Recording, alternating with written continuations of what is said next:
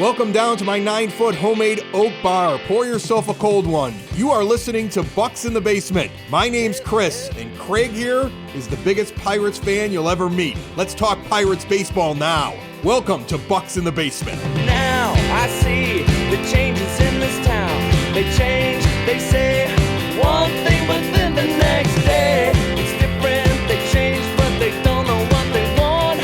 All they do is change. Going left, going right, travel day, travel night. That's where we'll go. No excuses, no goodbyes, no one cries, no more lies. We'll never know.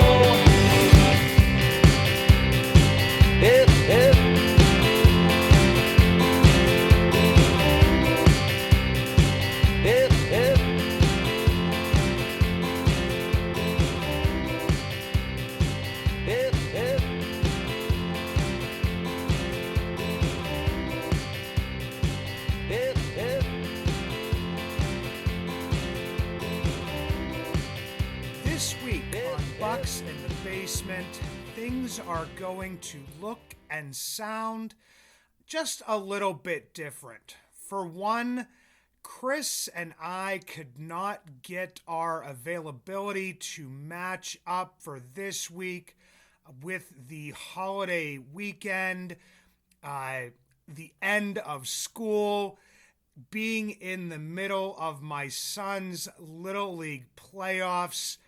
Things just didn't match up, and that might sound a little bit similar to some of you because of the availability issues that get harped on in the bullpen. For people that think this is MLB The Show, and relievers can go every day if they're hot and can sit for weeks at a time if they're cold. But I digress. The other piece is that this is coming to you on a Friday morning. I'm recording this on the off day as the Pirates travel from Detroit up to Toronto. So that's the other piece of this, and that had to do with the fact that with the minor league baseball schedule, they get off days every Monday. And if I'm going to interview the broadcasters, the guys that I love to interview the most, it's going to be a lot easier if I do that on their off day and not when they're either on the road or planning the broadcast, studying the other team's statistics. It's just going to make it a little bit easier. So we'll see how this works out. But as I said, you will get to hear a lot of me, and I thought this would be a good time as May comes to an end to discuss some of the positives and negatives, the ups and downs thus far in the Pirates season. As it stands right now, the record is fairly close to 500, so even though there's been some ups and downs, it's evened itself out a little bit. You've had the offense performing well, and then the bullpen not performing very well, and then the bullpen performing not so great, the offense coming on. It just has been like an absolute little bit roller coaster of a season. And so just kind of walk through some of these things. And in my field of work, I come from the crisis, social work, therapy background. When we're writing a report, we always start with the positives. So going through some of these positives, a lot of them in some ways have been surprises. Number one on this list has been Bailey Falter. I was sitting at my friend's 45th, we're getting old here, 45th birthday party not too long ago, and somebody asked me who I thought had the chance to be the most consistent pitcher in the Pirates rotation.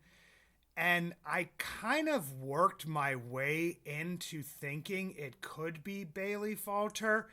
I know that seems kind of crazy, and it's for a reason that maybe doesn't make a whole lot of sense. The piece of this that gets to me is that every left-handed pitching acquisition, or the majority of them, that Ben Cherington has brought in, a Tyler Anderson, a Jose Quintana, I mean, even a Rich Hill, it seems like that they have gotten either that person to turn their career trajectory around, get them back on track, or get the most out of them. In Rich Hill's case, so I saw like Bailey falter for some reason. Oscar Marine has this thing with left-handed starters that he kind of seems that he can get the most out of them. So Bailey falter through 10 games started at this point in time, 58 and a third innings pitched, a 3.55 ERA, and a 0.977 whip. That is numbers, especially the last one that Chris and I pay attention to the most, the whip, that would be in the high end part of your rotation, a 1 or a 2, bordering on ace type stuff. Obviously, you know, the control and the command and the extension that Bailey Falter uses is very key in this. If that drops off even, you know, just a little bit, you could see his numbers fall off. But as I pointed out previously during a previous episode, is when he got a little bit of a run a couple years ago with the Philadelphia Phillies. His whip was like a 1.274, somewhere around there, I believe. And so even that is like a 3-4, or if that's your 5, I mean, you're looking at a pretty good rotation if that's the guy that's like your 4 or your 5. Number 2, my favorite player on this team currently has been for the past couple seasons, Connor Joe, and he's been doing stuff that, I mean, he did for a portion of the year last year, has done it even better this year, has been called upon to kind of be the starting first baseman over there with the struggles of another player that we will get to later on in this episode. But Connor Joe, through almost 200 plate appearances, 196 plate appearances, slashing 286, 357, 463, good for a 136 OPS plus. The 100 is the average, so he's 36% better than the average major leaguer in OPS. 6 home runs. Number 3, Mitch Keller. Through April, Mitch Keller pitched 40 innings, started 7 games, a 5.18 ERA, and a 1.48 whip, 39 Ks. And we had some people out there in the Pirates media, not the social media, but the media, you know, kind of saying that his contract wasn't worth it and it wasn't a bargain and different stuff that Chris and I talked about as well. Through the month of May here up to this point, 27 and 2/3 inning, 4-game start, a 1.30 ERA, and an elite 0.90 whip. The one thing I will say is he is getting a lot more contact, not as much of the strikeout. You're seeing that on him being able to go a complete game. A lot of times the guys that are the strikeout specialists have to, I wouldn't say waste their pitches, but believe me, it takes a lot more to get a player to strike out than maybe ground into a double play or just simply ground out or fly out on a first pitch, or, you know, an 0-1 or an 0-2 or a 2-1, whatever it may be. But it can take a little bit more to get through that. Andrew McCutchen, I think this is probably the part of the program where I should say, should never doubt you, man. I wanted to DFA you, maybe have you ride off into the sunset. Have been a catalyst in the surge of the offense that has happened recently.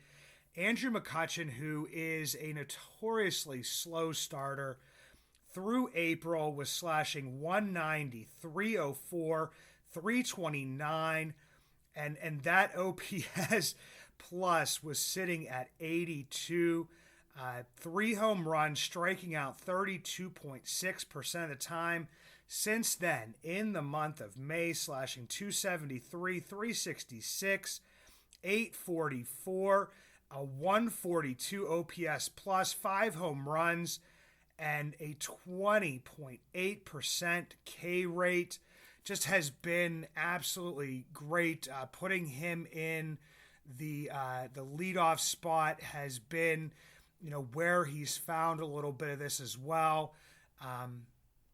Still, I mean, I would like to see him play in the field a little bit more, but if this is the production that you're going to get from your DH, I can't really complain about that whatsoever. Number 5, Colin Holderman, 17.1 innings pitched. As everybody probably remembers, Colin came down with the Bradenton flu, lost like 3/4 of his body weight, it seems like. He lost like 15, 20 pounds in a matter of a week or so with that. Had to build himself back up. Since he's come back, he has been absolutely brilliant. A 0.52 ERA, an elite 0.981 whip, 24 Ks, has been pretty much the biggest bright spot in the bullpen so far. And then Hunter Stratton, and a lot of people will look at Hunter Stratton's ERA, and you'll see the 4.97 ERA for a reliever. As you know, Chris and I always go to the whip. The moment of this recording, across 25 1/3 inning, we have the 1.066 whip. Also, if you want to look at him maybe getting a little bit unlucky with the fielding, go to the fielding independent pitching. It's just basically everything that he can control, from the strikeouts, the walks, the hits, and even the home runs. It's the stuff that he doesn't have to rely on a fielder. So take out the hits, but it's everything that he can control. A 3.13 FIP. And for right now, that's kind of the positives. There are some other players that could kind of go into that. I know that everybody would want me to mention Nicky G, Jared Jones, Paul Skeens, and I will get into one of those a little bit later on, but I kind of want to see, Gonzalez's sample size get a little bit bigger. I do want to see Jared Jones and how he reacts coming off of, his worst outing. Didn't have his best stop as far as velocity and command. Paul Skeens, it just hasn't been up long enough. So just kind of want to see how those guys progress before listing them as a positive for this team so far.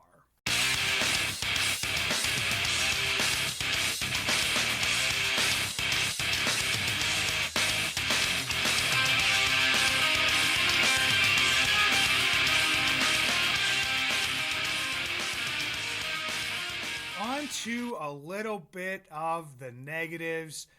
And a couple weeks ago, Chris and I did an episode, I think it was called Low-Hanging Fruit Fodder.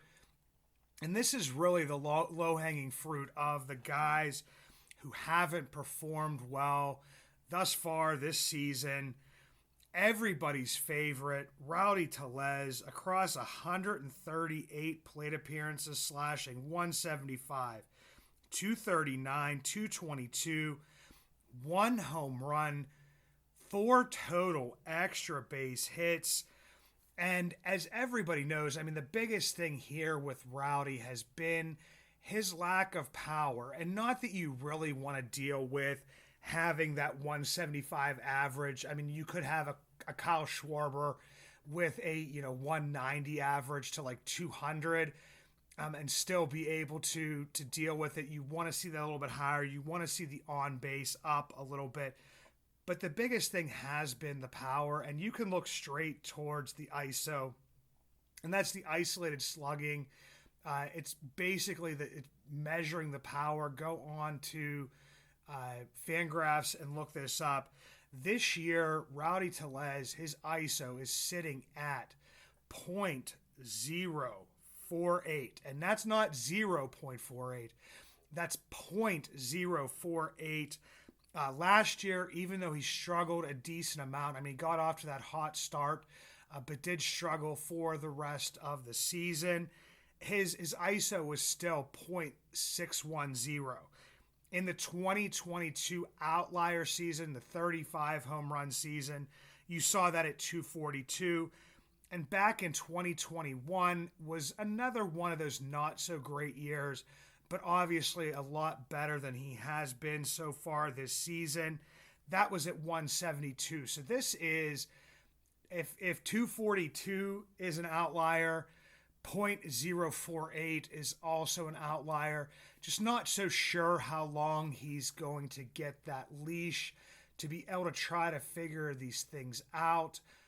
When I had Charlie Franzen from the Bucko Fever podcast on, we both kind of agreed that you're maybe looking at, I was thinking at the end of May.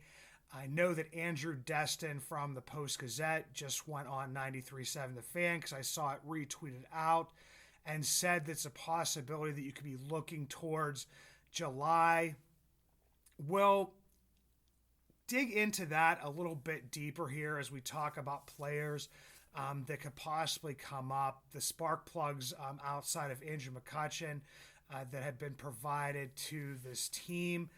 But the next guy, somebody that Chris and I didn't want to call a fourth outfielder, didn't really want to discuss him possibly going down to AAA, but we did, and that's Jack Suwinski. Jack Suwinski, 157 plate appearances, slashing 174, 268, 297, 4 home runs.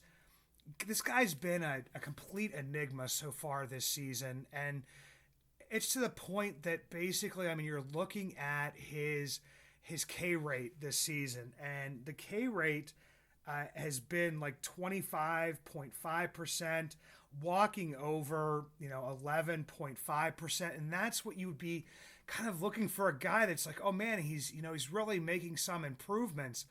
But once again, the same with as it was with Rowdy Tellez, you're looking at a dip in that ISO. He is not as far down as Rowdy has been, but he is basically, cut in half what he did during the previous 2 seasons. The ISO sitting at 123 this year. In 2023, when we saw his power really come out, he was at a 250. And then the season before, where he was up and down, even more. We know there's those peaks and valleys with Jack Suwinski, but we really saw he ended up getting sent down to AAA during that season in 2022. We saw it at 230. So, he's back down in AAA again, looking like there is a new stance again. It kind of seems like Jack Suwinski goes through new stances a lot. He had a new stance that he was working through at the beginning of last year in 2023. So I don't know what the ceiling is for Jack Suwinski. I called him a fourth outfielder. At the moment, that's probably the best you can hope for this season. If he exceeds that, great. But if I'm going to be reasonable with my expectations, I'd be looking at a fourth outfielder as the ceiling for the 2024 season. And then finally, Chris's favorite player, maybe second favorite player, I'm not really sure, because he doesn't like Yasmani Grandal either. I'm going to go with Aroldis Chapman. Aroldis Chapman, 18.1 innings pitched so far this season. He's got the 4.91 ERA. Talking about, Hunter Stratton earlier with the 4.97 ERA. But Aroldis Chapman has a 1.855 whip. Look at the fielding, independent pitching, all the stuff that Aroldis Chapman can control. That bumps up to 580. So basically you're thinking is this guy he's actually maybe getting lucky, which would be terrible to think about, because if he's getting lucky and it's looking as bad as it does, I mean, how much worse could this get? The one thing he does is he still strikes people out across those just over 18 innings. He has 33 Ks, but he also has 21 walks. Towards the second half of last season, once he was traded to the Rangers, saw an absolute dip in his production. I mean, we've seen the ups and downs of Aroldis Chapman. He's been a pretty volatile reliever throughout his career, but I mean, as players get older, you're kind of looking for that part where they actually finally, drop off the cliff. I mean, could this be Aroldis Chapman's cliff?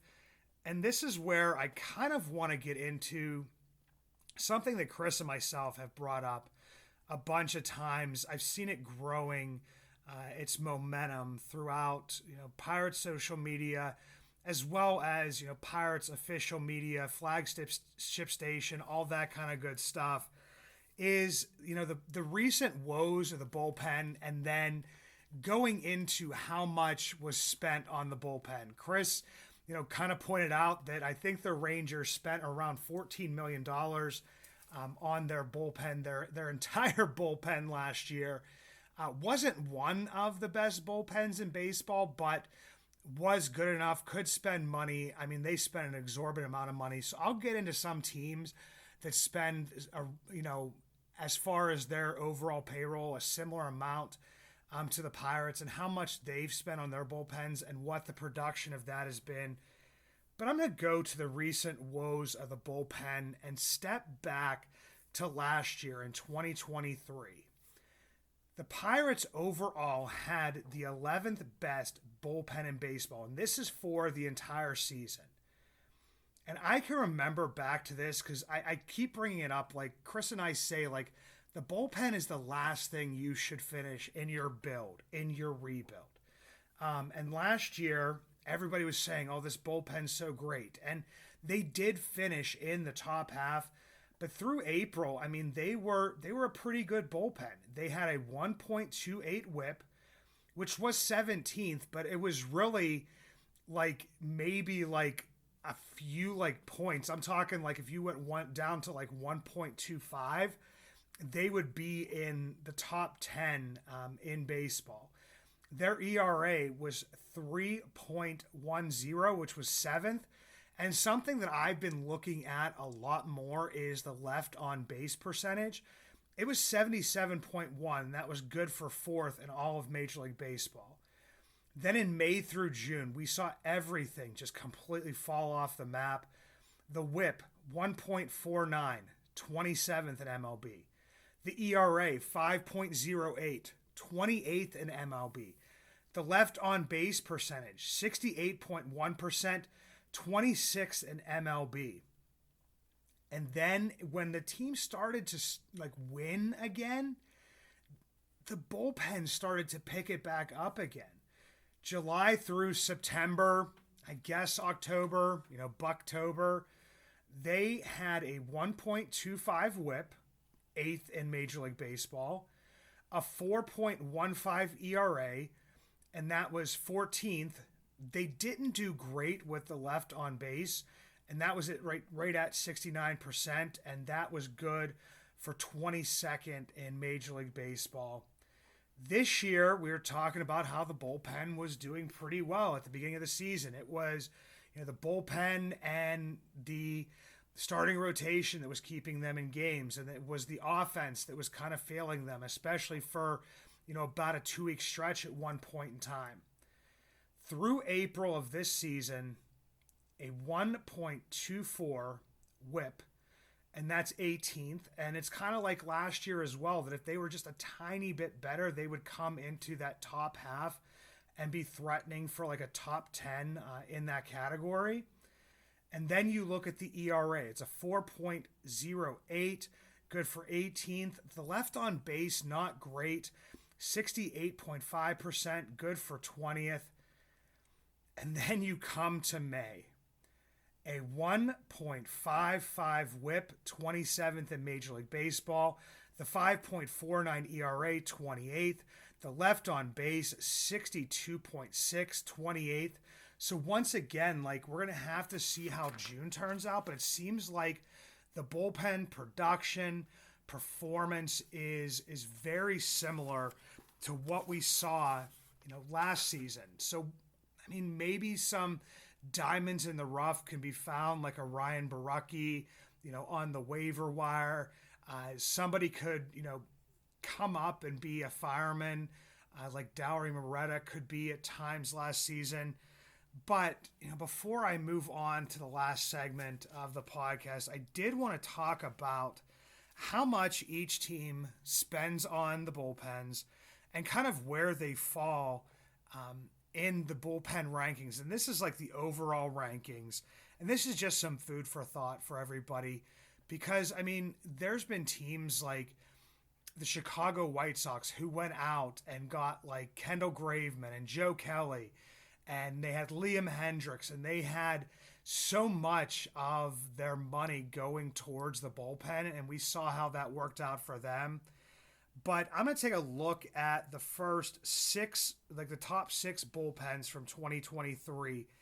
And number 1 and number 3 can kind of be crossed out for me just because these teams spend on a different level from the Pirates. So it's not really something that I think is very comparable. So let's start with number 2, and that's the Baltimore Orioles bullpen in 2023. Second best bullpen. They spent $7.15 million. The fourth best bullpen, the Miami Marlins, spent $17.3 million. The Cincinnati Reds, who were at number 5, spent $8.8 million. The Seattle Mariners, who rounded out 6th there, $7.8 million. The Pirates last year, when they were the 11th ranked bullpen overall in Major League Baseball, and these are like all estimates. I really should have taken the time to call up Ethan Houlihan, have him come on. I apologize, Ethan. I will do that at some point in time. But as I said before, my availability this week has not been great. The Pirates spent $4.4 million on their bullpen and were the 11th ranked bullpen in Major League Baseball. Now let's look at 2024. The number 1 bullpen in Major League Baseball at this moment is the Cleveland Guardians. The Cleveland Guardians have spent $15.5 million, which is more on the higher end. So that kind of goes into, the Miami Marlins type of thing from last season. Cross out number 2, that's Boston. Cross out number 3, Phillies always have a good bullpen, and they're at number 3. Oakland has the 4th best bullpen in Major League Baseball, spending around $8.3 million.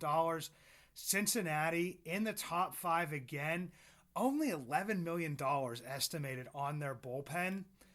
The Pirates, at this point in time, they are sitting at, get this, guys, they are the 20th best bullpen because they were pretty good at the beginning, absolutely awful, but the 20th best bullpen. They've spent $18 million estimated on their bullpen at this point in time. And that's kind of where the whole Aroldis Chapman thing comes in, is that if you spend that $10.5 million and it doesn't work out, it just kind of starts to look like a void. It kind of starts to look like a mistake. And unless things start to turn around really quickly for Chapman, it's going to be one of the biggest mistakes that Ben Cherington's made so far as general manager of your Pittsburgh Pirates.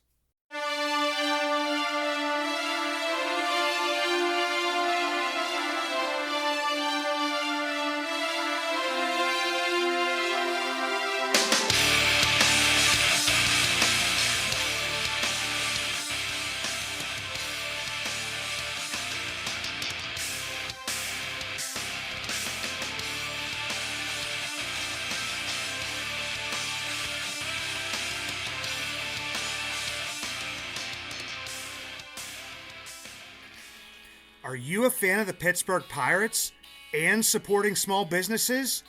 If so, Bucks in the Basement has you covered. Introducing the Bucks in the Basement Vouch Store with products from places like Split Rock Coffee. Coffee with a purpose. Established, owned, and operated by disabled veterans, sworn to protect America. Or Camp Craft Cocktails. More than cocktails. It's a mission to build longer tables where everyone is welcome. We try and vouch for these products. Bucks in the Basement. Proudly brought to you by Vouch. Visit our Vouch store at bucksinthebasement.com or simply click on the link in the show notes. Earlier in this episode, I talked about mine and Charlie Franson's opinions on Rowdy Tellez. Also mentioned what Andrew Destin from the Post-Gazette had said. I was really starting to think about this one, and it kind of is like 3 to 4 guys, and it's like what to do, and it's a trio of Triolo, Taylor, and Tellez, the 3 T's. And then you have Alika Williams. And I looked at this and thought to myself, I'm like, we haven't been seeing Rowdy, we haven't been seeing Alika, and we haven't been seeing Taylor as much. Rowdy Tellez has 19 plate appearances over the past 2 weeks as the offense has started to surge. Alika Williams has 68 plate appearances on the entire season, 14 over the past 2 weeks. Michael A. Taylor does have 137 plate appearances on the season, but only 24 plate appearances over the past 2 weeks. For reference, guys that you see as regular starters and that are regular starters for the Pirates, Brian Reynolds and Connor Joe both have 58 plate appearances over the past 2 weeks. As of the date of this recording, this is through the doubleheader in Detroit. So you have like guys that are getting half or less than half of the plate appearances of a regular player. They are a 4th outfielder. They are bench pieces.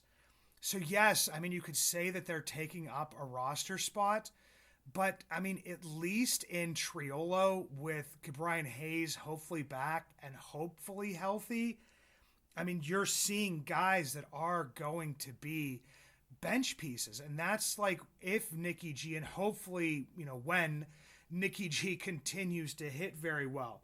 But you look at, Triolo and you look at Taylor. I'd already looked at, Rowdy Tellez's numbers for the year. I don't even think it's worth looking at the offensive production from Alika Williams because he gets so few plate appearances. But Jared Triolo, in just over 200 plate appearances, 202, slashing 205, 287, 273 with a 64 OPS plus, 3 home runs. And this is where like things get a little bit like tricky, is that his B WAR is a solid 1. His F WAR is a legitimate quad A player at 0.0. Michael A. Taylor, as I mentioned, has 137 plate appearances, not that many recently. 203, 252, 260, a 49 OPS plus. He's got that 1 home run. He is a 0.3 F WAR, a 0.5 B WAR. So basically you're looking at bench pieces at this point in time. And I looked at like who is going to replace them? Who's going to replace Triolo? Who's going to replace Taylor? Who's going to replace Tellez? Who's going to replace Alika? And the like 2 names I'm hearing a lot more now are Liover Peguero.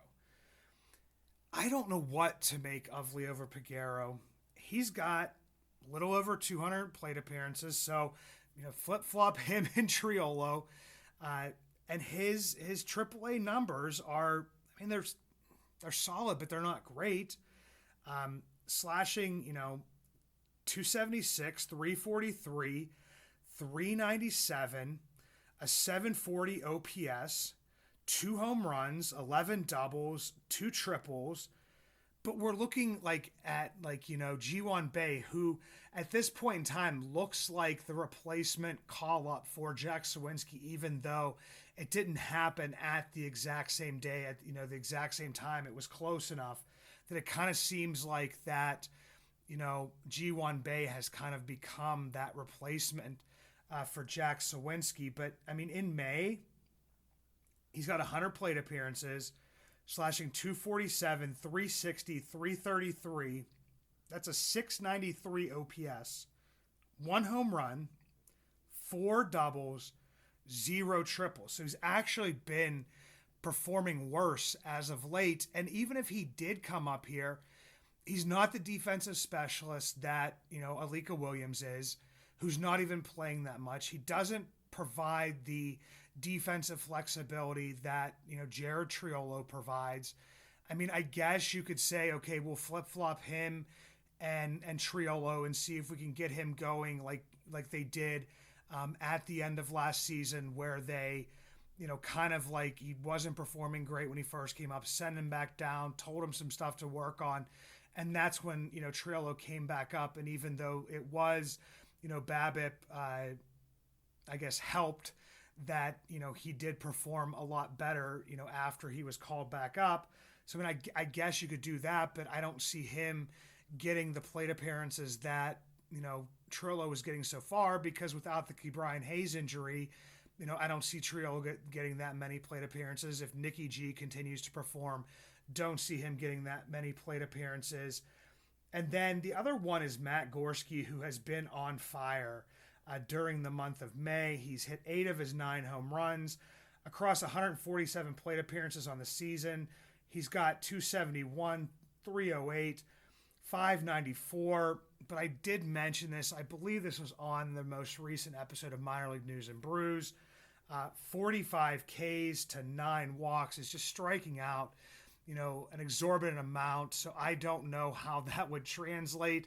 I mean, obviously you want some power in the lineup. Gorski mostly plays like a pretty good center field, right field, has been known to play some first base. And he has been, hitting well if you want to play him some first base, both against right-handed pitchers and left-handed pitchers this season. Obviously better as a right-handed hitter against left-handed pitching, a 929 OPS. And then against right-handed pitchers, he's hitting 849 OPS. So fairly even. I mean, I guess you could go with that. And I know I said I wouldn't talk about small sample sizes, but I did want to get to some stuff that's going to be a little bit longer again. When Chris isn't around, I guess I have a hard time adhering to the 30 minutes of Bucks. I'm sorry, Chris. But it's the one thing I've really noticed about Nick Gonzalez, and this is something that myself and Jack McMullen, from Just Baseball Media, one of the voices of the Indianapolis Indians, talked about when we did a little bit of a Paul Skeens special when he was being called up. Got to talk about the adjustments that Nick Gonzalez has made as well. And it's kind of showing in this time that he's been, up in the major leagues. Nick Gonzalez is a little bit more of a pull hitter, always has been a pull hitter, but we've seen a little bit more, an uptick of 4% in his opposite field hitting that he's shown. I know it's not much of a dip, but it's something that it kind of seems like that he's actually working on to a degree. The other thing that I would see is that, last year when he was up with the Pirates, his ground ball rate was 58.5%. And astonishingly, so far, it's been 25%. The fly ball rate has jumped by 12%. The line drive rate has jumped by 20%. So it's just the way he's hitting the ball. He's always been a good four-seam fastball hitter. The run value, according to StatCast, on the four-seamer last year is 4. This year it's 5. But the one thing you will definitely see is last year on the sinker it was -4. This year it's 2. Last year on the changeup it was -3. Now it's 1. He is definitely hitting, those off-speed pitches, the curveballs, everything like that, doing a lot better. The curveball this year is a 2. Last year, it was a -1. So those are some things to look about what's going on with Nick Gonzalez. As I said, the minor league news and brews is not going to come out Saturday as normal. Probably be out either Monday afternoon if I can get the editing done, or definitely Tuesday morning. Going to be bringing back Thomas Zinzarella. He is the voice of the Bradenton Marauders. Going to maybe work my way back up through the system, but I told him I'd have him back on once he got himself a little bit acclimated to the job. So looking forward to that. But until next time, guys, let's go. Hip, hip.